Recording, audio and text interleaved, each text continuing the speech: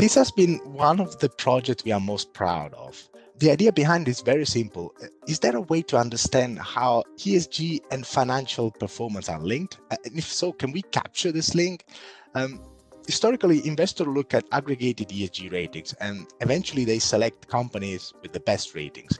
Okay, it is a legitimate approach, but there is no reason why it should bring alpha. On the contrary, these approaches typically tend to perform in line with the market. I'm not saying that ESG does not carry useful information. It's the way we're using it. Because typically ratings are made of hundreds of indicators, which are more or less important, and it depends on the company characteristics, the size, the country, the sectors. Let me give an example. For a utility company, environmental indicators are key, are material.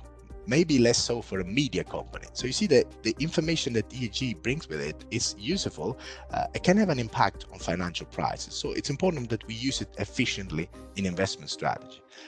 Because materiality is hidden in ESG indicators, and each indicator can potentially tell us something important about the company, we need to be able to extract this information. But when you do it at a scale of a large investment universe, global equities, for instance, that's very tough job to do. So here's where the machine learning comes in to help.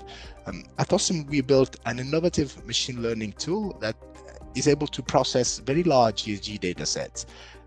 It learns from the data what is important or not in the life of a company.